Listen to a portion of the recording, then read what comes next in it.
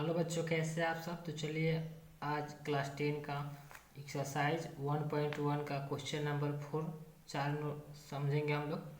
जो यूक्लिड विभाजन परिमेय का प्रयोग करके दर्शाइए कि इस टाइप का क्वेश्चन है। इस क्वेश्चन को सबसे पहले हम नोट करें, उसके बाद अच्छे समझेंगे।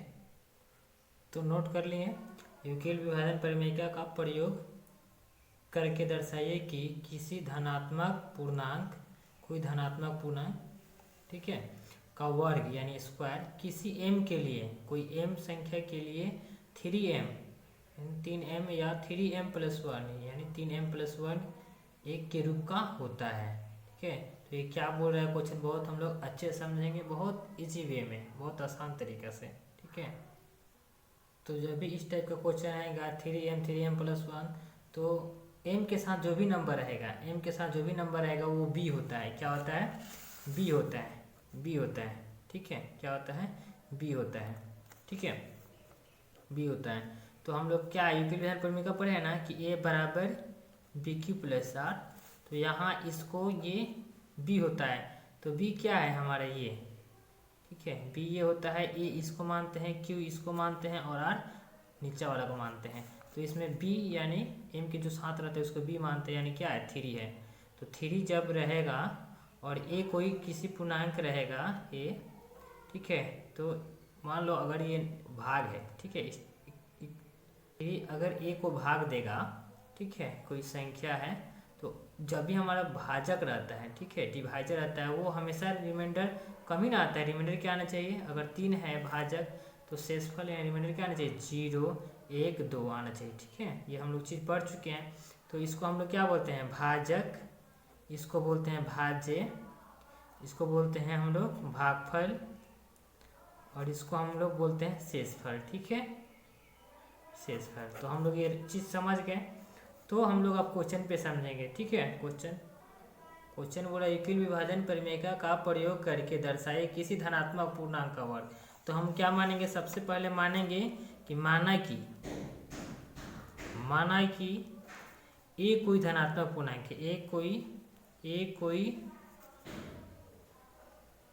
धनात्मक पूर्णांक है। ठीक है, मान लेंगे। उसके बाद क्वेश्चन बोला यूक्लिड विभाजन परिमेय का प्रयोग करके, तो लिखेंगे यूक्लिड विभाजन प्रमेयिका से लिखेंगे। ठीक है, से कोमा लगा देंगे। जब फर्स्ट कंडीशन, जब हमारा ये m के साथ 3 लगा है, तो r क्या क्या हो सकता है?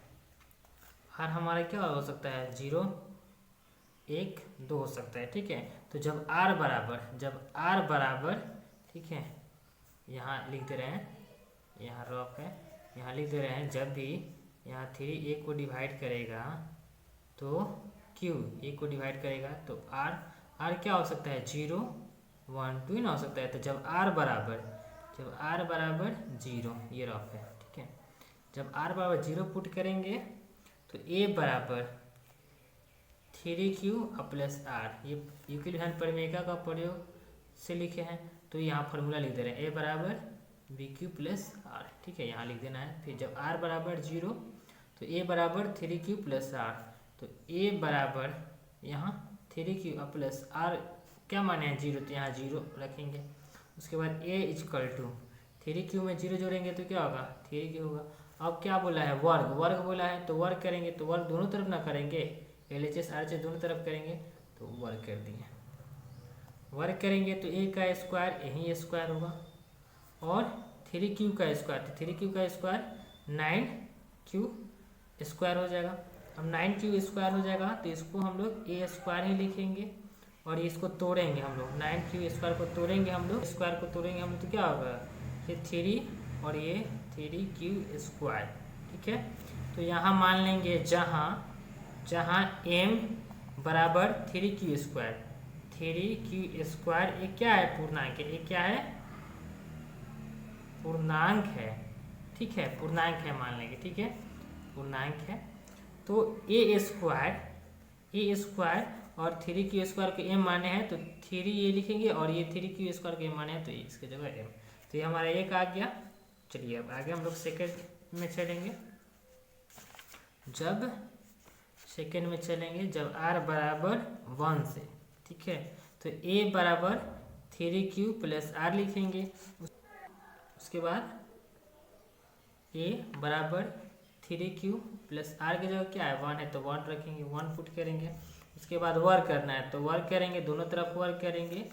तो 3q प्लस 1 का स्क्वायर यानी 3q प्लस 1 का होल स्क्वायर, इसको तोड़ेंगे, हम लोग तोड़ रहे हैं रफ में।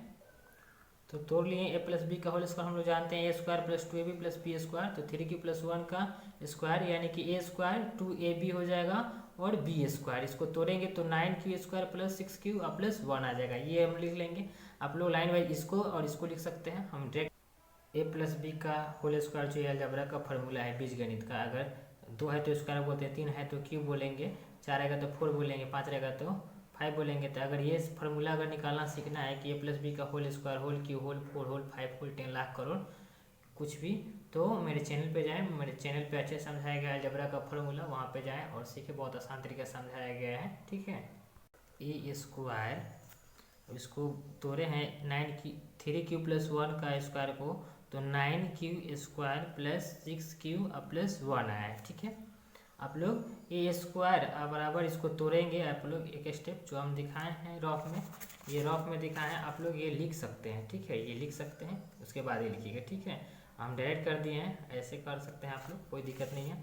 अब कॉमन ले लेंगे हम लोग, क्या कर लेंगे कॉमन ले लेंगे, और कॉमन लेंगे तो क्या होगा ए स्क्वायर बराबर यहाँ क्या 3 कॉमन ले लेंगे, तो 3 कॉमन लेंगे तो 3q स्क्वायर मल्टीप्लाई करेंगे 9q स्क्वायर हो जाएगा, प्लस यहाँ 2 क्या हो जाएगा 2q हो जाएगा, अब प्लस नहीं, ठीक है, ब्रैकेट कर देंगे, अब प्लस 1 इसको छोड़ देंगे, ठीक है, यही ना लाना है। तो फिर क्या लिखेंगे हम लोग, जहाँ लिख देंगे, जहाँ यहाँ साइड में लिखना है, यहाँ जहाँ m बराबर 3q, इसको लिखना है, इसको लिखना है 3q स्क्वायर प्लस 2q, क्या है एक पूर्णांक है, क्या है एक पूर्णांक है, ठीक है, पूर्णांक है लिख देना है, ठीक है। उसके बाद ए स्क्वायर अभी ये इसको हम लोग m मान लिए हैं, m माने हैं ना, तो ये 3 और इसके जगह m रखेंगे अब प्लस 1, तो हमारा आ गया ना। अब क्या लिख देंगे हम लोग, अतः किसी धनात्मक पूर्णांक का वर्ग 3m या